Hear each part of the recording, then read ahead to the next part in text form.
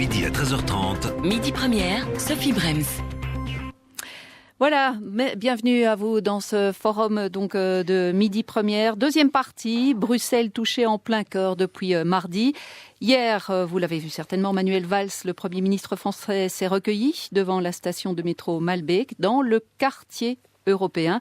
Aux côtés de Jean-Claude Juncker, le président de la Commission européenne, l'occasion pour Manuel Valls d'appeler le Parlement européen à adopter rapidement ce fameux PNR, ce registre européen des passagers aériens.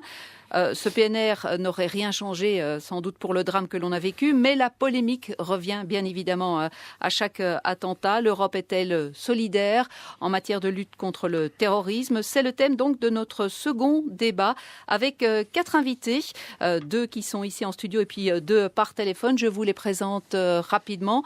Gérard Depré, eurodéputé du groupe de l'Alliance des libéraux et démocrates. Bonjour. Bonjour. Avec nous également Jean-Pierre Stroban. Vous êtes correspondant à Bruxelles pour le journal Le Monde. Bonjour. Bonjour. Philippe Lamberts, député européen écolo. Vous êtes coprésident du groupe des Verts au Parlement européen. Et puis nous attendons Claude Rolin également par téléphone, donc député européen CDH. Avant de commencer à débattre, messieurs, du sujet dont je vous parlais, nous sommes au 3e jour de deuil national. Nous allons encore connaître aujourd'hui une cérémonie d'hommage à 14h au Parlement fédéral. Peut-être tout simplement votre réaction, Gérard Depré, depuis mardi. Écoutez, la première chose, c'est, je dirais, la tristesse de voir le nombre de gens qui sont morts, le nombre de gens qui sont blessés, ceux qui vont garder des séquelles, le drame pour tous les proches et l'horreur que certains vivent, en particulier maintenant, puisqu'on ne parvient pas à identifier un certain nombre de corps. Donc je crois que la chose qui domine en moi maintenant et chez beaucoup de Belges, c'est à la fois la tristesse, la solidarité, puis après viendra le moment de la détermination dans le combat qu'il va falloir continuer. Jean-Pierre Stroban, vous qui êtes correspondant pour le journal Le Monde, vous avez dû parler d'une certaine belgitude en ce moment ? Je ne sais pas si on a parlé de belgitude, on a en tout cas parlé évidemment de l'immense émotion que ceci suscite, et évidemment par rapport à mon journal, particulièrement en France, où rien de ce qui s'est déroulé en 2015 n'est évidemment oublié. Je pense que ce qui s'est déroulé en Belgique, aux dimensions de la Belgique, dégage une émotion aussi forte, donc je partage évidemment tout ce qui a été dit par Gérard Depré, avec en plus peut-être une dose d'inquiétude que je perçois dans la population, parce que je pense que le message finalement relativement, disons, honnête et courageux du gouvernement, on s'attendait à quelque chose de ce type et on est persuadé que ce n'est pas terminé surtout. Je pense que ça, c'est un message à la fois qui porte mais qui inquiète beaucoup. Mais c'est un message réaliste en même temps. Nous sommes tous à peu près convaincus que tout ça n'est pas terminé et que si c'est terminé en Belgique, ce ne sera pas terminé chez nos voisins nécessairement. Voilà, et que l'Europe a sans doute un rôle à jouer. On en reparlera dans quelques minutes. Peut-être terminer avec votre réaction, Philippe Lamberts, donc député européen écolo. Vous êtes par téléphone.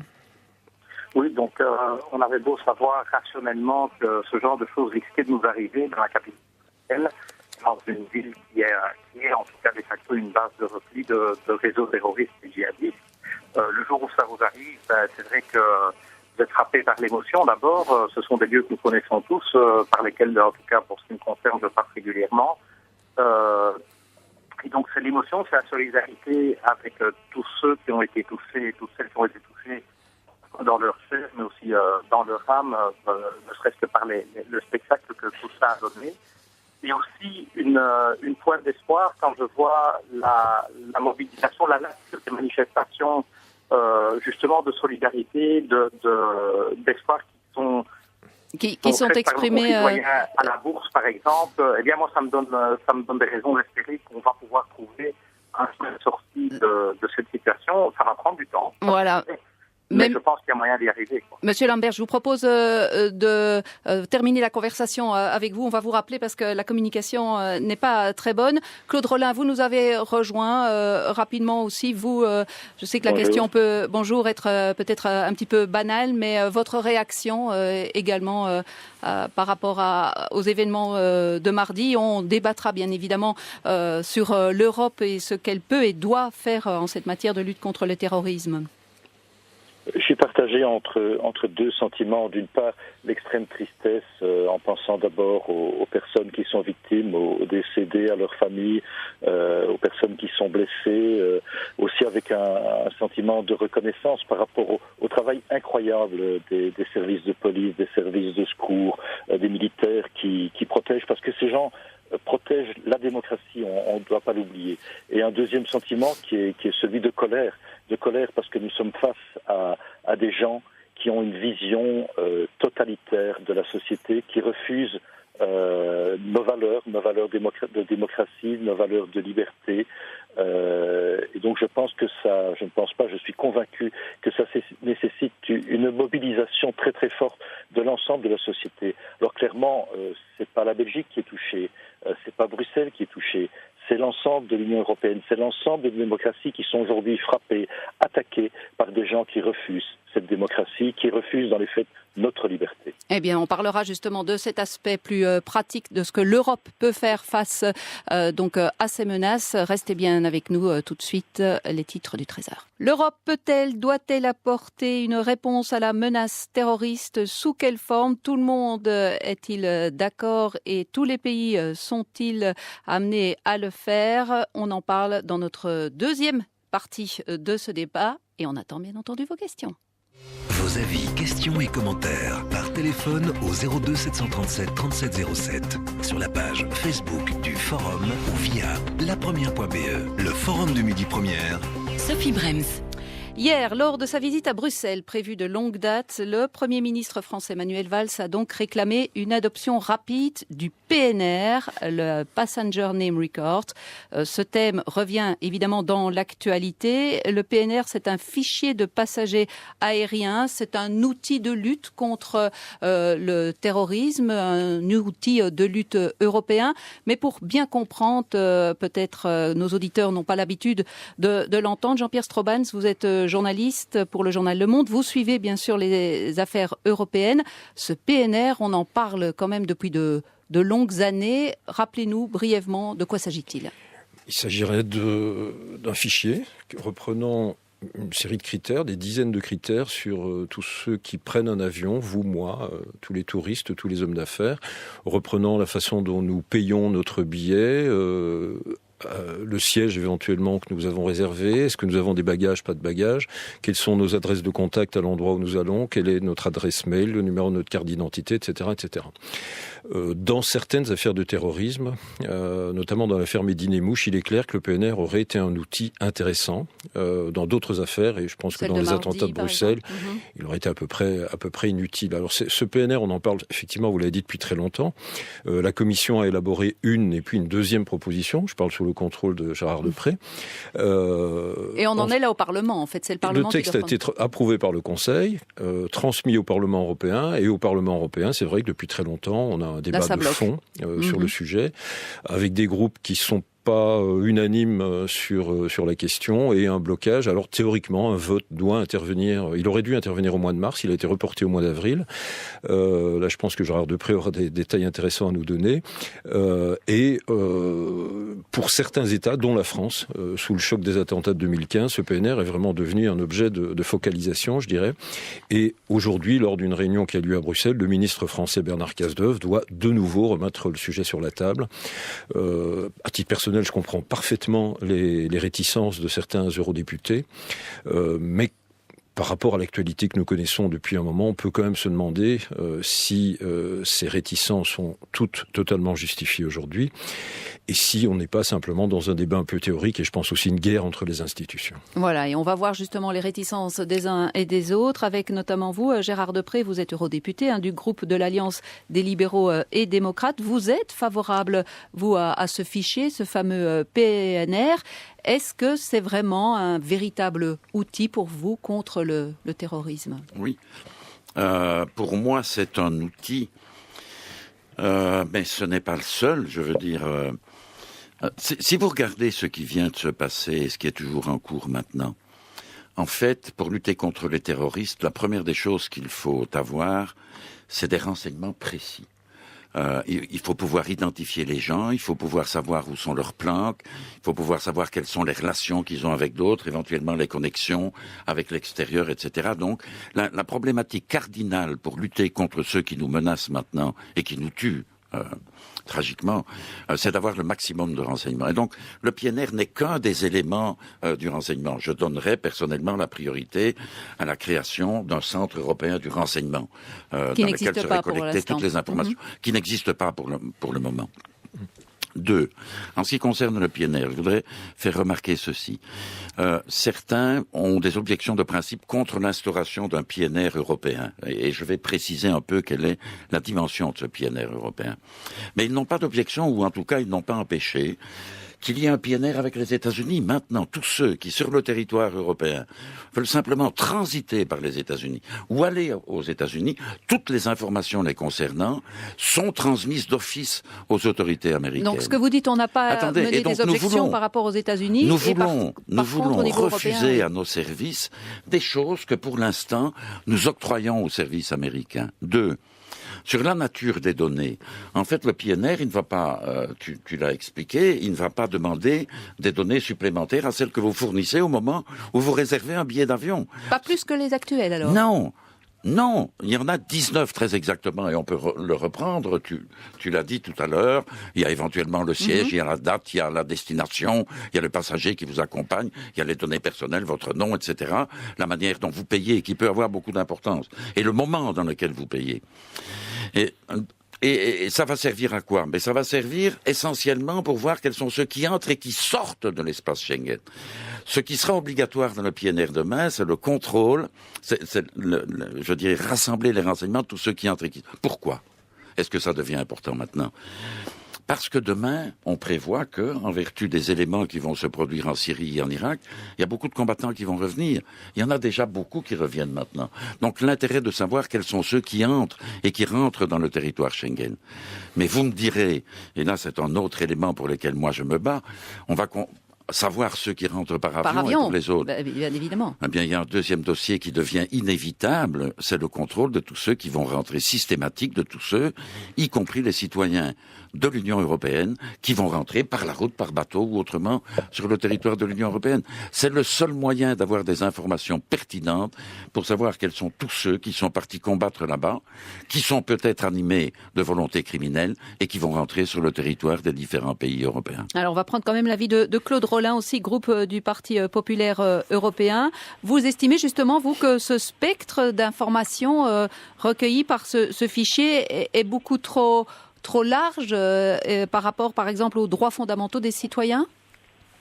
Non, je pense que je suis convaincu dans ce type de choses, on doit en permanence jauger de l'équilibre qu'il doit y avoir entre les libertés individuelles et la sécurité.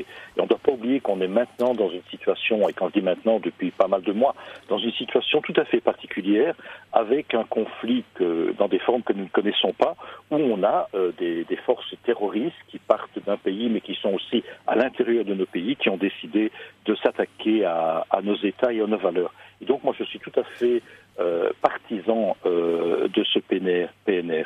Ce qu'il faut, c'est le premier outil de lutte. Il y a plein d'outils de lutte, mais le premier, c'est la prévention.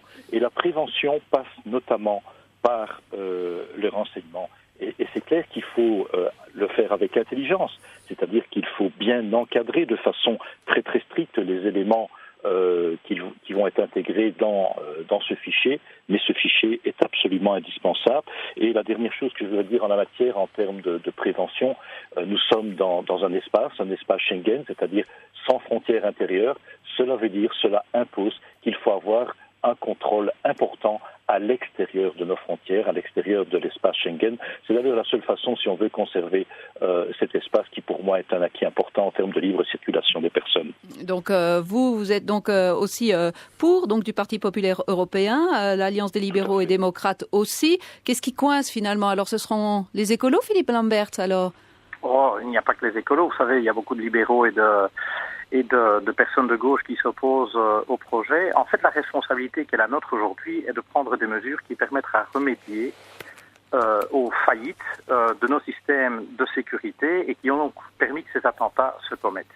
Or, qu'est-ce qu'on observe? Comme Gérard Deprez l'a dit, la première étape consiste à identifier les suspects. Qu'est-ce que les attentats commis ces 10 dernières années en Europe nous apprennent? C'est que ceux qui ont commis les attentats étaient identifiés. Autrement dit, sans PNR, nous avions en fait des informations sur les personnes qui ont commis les attentats ces dernières années en Europe. Or, ce qui se passe, c'est que ces informations, elles n'ont d'une part pas été suffisamment communiquées entre les différents services, parfois d'un même État membre, et a fortiori entre les États membres. Autrement dit, lorsque Abdeslam se fait arrêter au péage d'Ordin sur l'A2, que beaucoup de Belges connaissent, il est libéré sans autre forme de procès par la police française, tout simplement parce que la police française n'a pas les informations dont dispose la police belge. Donc, première faillite, c'est celle du partage des informations. Donc, on a des informations sur la plupart des auteurs d'attentats récents, sauf que ces informations sont possédées par l'un ou l'autre service de renseignement et ne sont pas obligatoirement partagées entre tous les services de renseignement. Faillite du partage de l'information. Deuxième faillite, c'est la faillite de l'exploitation de l'information. On est en train de voir ce qui se passe, en tout cas par rapport aux déclarations de la Turquie sur Bakraoui, mais en tout cas ce qui est sûr, c'est que par exemple, les frères Kouachi qui ont commis les attentats à Charlie Hebdo avaient été surveillés et ne l'étaient plus. Donc beaucoup de ces suspects identifiés ne font pas l'objet de surveillance. Donc deuxième faillite, c'est l'exploitation de l'information. Et comme réponse à tout cela, on nous dit il faudrait collecter toutes les données sur tous les passagers, sachant que ces gens quand ils voyagent, en général ne voyagent pas sous leur propre identité. Deux, ils voyagent aussi par bien d'autres manières que l'avion. Autrement dit, on n'a pas eu besoin du PNR pour identifier les suspects. Par contre, l'information n'a pas été ni partagée ni exploitée. Et donc, c'est d'abord là qu'il faut faire porter l'effort. Voilà, ce qu'on nous demande, et je comprends tout à fait Manuel Valls, ancien ministre de l'Intérieur, et Cazeneuve, nouveau ministre de l'Intérieur, parce qu'évidemment, il est beaucoup plus facile d'aller agiter la soi-disant réticence de l'Europe par rapport au PNR, plutôt que d'attirer l'attention sur ses propres faillites, parce que figurez-vous, la France est à la pointe du combat d'un certain nombre d'États membres pour refuser et le partage de l'information et son exploitation de manière sérieuse, tellement il y a une guerre des services en France. Et donc, ne détournons pas l'attention. J'ajoute, et je terminerai là, que la collecte ciblée, je dis bien ciblée, d'informations sur des suspects et avec un mandat judiciaire, y compris la collecte d'informations téléphoniques sur les vols en avion, etc., nous n'avons absolument rien contre.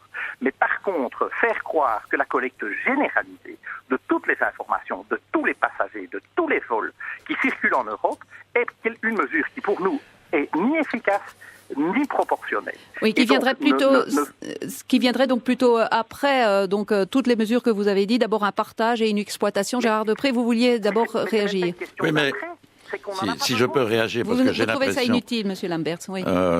J'ai l'impression qu'il n'y a pas moyen d'interrompre Philippe Lamberts. Deux choses. Il y a un élément dans ce qu'il vient de dire. Il est par téléphone, donc c'est plus difficile. Oui. Il y a deux éléments dans ce qu'il vient de dire, sur lesquels nous sommes tous d'accord. Tous. C'est déjà ça. À savoir que il faut les échanges d'informations et que pour l'instant, il y a une faillite. Et d'ailleurs, pourquoi il y a une faillite ? Il y a une faillite parce qu'un certain nombre d'États nationaux ne veulent pas transmettre systématiquement les informations. Et ça se vérifiera d'ailleurs demain dans le système du PNR qu'on installe. Ce n'est pas le système PNR optimal que je voudrais voir installé. Ce sont, en fait, c'est pas un système européen de PNR, ce sont des systèmes nationaux qui vont être mis en place. Qui s'accumulent, qui existent déjà pour une part d'entre eux, mais qui ne se communiquent pas obligatoirement certains types d'informations. Je vais prendre un exemple très précis. Le PNR obligerait de communiquer, alors, selon vous? Oui, mais pour l'instant, ça n'est pas obligatoire. Donc, il a raison, nous nous sommes battus comme des damnés au niveau du Parlement européen, ceux qui sont en faveur du système, pour obtenir l'échange automatique d'informations, par exemple, sur tous les gens qui sont dans les fichiers terroristes, comme présumés terroristes ou comme des gens à surveiller particulièrement. Ça n'est même pas obligatoire. Donc, il y a un certain nombre d'États membres qui ne prennent pas leurs responsabilités. Mais ce que je voudrais dire aussi par rapport à l'argumentation de Philippe Lamberts, c'est que les attentats auxquels on vient d'assister maintenant, c'est vrai qu'ils ont été commis par des gens qui sont restés à l'intérieur du territoire pour l'essentiel. Mais demain, quand il va y avoir des milliers, selon Europol, il y a pour l'instant, dans les flux qui viennent d'arriver sur le territoire européen, c'est Europol qui le dit. Ce n'est pas moi, et donc je ne sais pas si c'est la vérité ou pas. Il y a 2000 personnes qui reviennent de Syrie. Et c'est là qu'il faudrait justement, selon vous, ce PNR pourrait être utile. Pas seulement le PNR. Et je ne jette pas l'odieux sur tous les réfugiés qui rentrent sur le territoire, mais il est certain que dans les cellules des attentats de Paris, il y a des gens qui sont entrés dans ce... Donc il faut contrôler cela. Il faut que nous puissions savoir à certains moments s'ils rentrent par la route ou par avion. Pour moi, le PNR n'est qu'un des éléments du système de contrôle que nous devons mettre aux frontières extérieures pour savoir qui entre et qui sort de l'espace Schengen, qui doit être un espace protégé. Eh bien, ciblons la surveillance sur les 2000 suspects. Moi, je n'ai absolument aucun problème avec ça. Ciblons la surveillance, s'ils sont identifiés. Si on sait en fait qui sont les djihadistes européens qui sont allés combattre en Syrie, on en a la liste, et si on en a la liste, eh bien, ciblons la surveillance, y compris de leur voyage aérien. Et pas tout le monde. Moi, je n'ai aucun problème avec ça. Mais pour ça, il faut avoir la liste des passagers. Je m'excuse, mais c'est une ineptie. Mais pour M. Lamberts, ils sont connus, ces gens. Mais pour M. Lamberts, parce que si on veut savoir si ces gens-là rentrent ou pas, il faut avoir la liste des passagers. Ou bien comment est-ce qu'il va faire? Je veux dire, c'est inepte.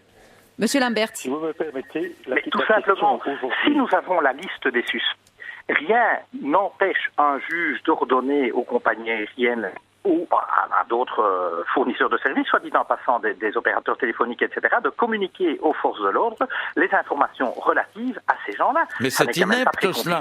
S'ils entrent ou s'ils sortent du territoire, il faut avoir la liste des passagers pour savoir s'ils sont sur un vol ou pas. Monsieur Rollin, vous voulez réagir aussi? Oui, clairement, pour moi, il faut ce PNR. Il faut maintenant un PNR qui soit bien encadré, c'est-à-dire dans lequel, et il y a des grandes avancées qui ont été faites en la matière, dans lesquelles on définit clairement pourquoi et comment, et qui surtout peut utiliser et dans quel moment les données qui sont reprises à l'intérieur de ce PNR. Mais il est clair que ce PNR ne peut être qu'un des multiples instruments qui doivent composer une politique de sécurité et une politique antiterroriste qui doit être européenne. Et il est clair, et là je suis d'accord avec M. Lamberts, que nous avons besoin de beaucoup plus de coordination au niveau des échanges d'informations. On le voit dans les différentes affaires qui ont été si dramatiques pour nous, notamment aussi en France, où les défauts d'échange d'informations ont provoqué réellement des catastrophes. Donc il faut ce PNR, il faut le cibler et le cadrer parfaitement en définissant les outils de contrôle de façon à ne pas mettre en jeu nos droits démocratiques en la matière, et il faut qu'il soit intégré dans un ensemble de dispositifs dans lequel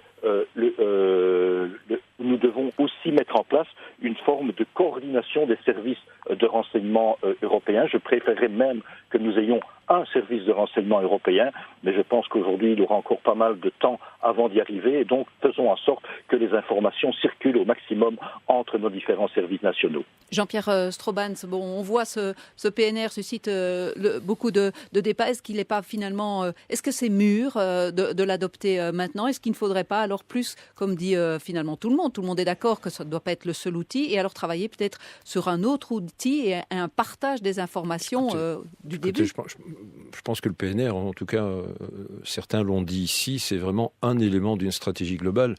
Je pense que quand on est un responsable... Ça, tout le monde semble d'accord. Quand on est un responsable politique et quand on est un responsable européen en particulier aujourd'hui, je pense quand même qu'il faut prendre en compte une partie des sentiments de l'opinion publique qui, par rapport à l'Europe, se pose énormément de questions, notamment quant à son efficacité. Alors, il faut dire une chose, c'est que l'Europe, elle n'est pas là pour assurer la sécurité. La sécurité, dans les traités européens, ça reste essentiellement une compétence nationale. Et c'est pas ça qui est le problème, justement? C'est éventuellement le problème, mais c'est aussi une donnée presque immuable, je dirais. On disait tout à l'heure, les services européens ne partagent pas les renseignements. Pourquoi ne partagent-ils pas les renseignements? Interrogez des policiers, interrogez des services dans un pays comme la France, ils vous diront que c'est clair.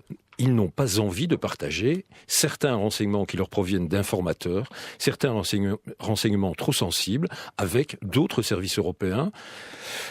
Sans les désigner trop clairement, on peut les situer par exemple à l'est de l'Europe pour le moment. C'est une donnée immuable. Nous n'avons pas envie qu'un service d'un pays que je préfère ne pas nommer utilise demain des données qui sont en notre possession. C'est quelque chose qu'on entend.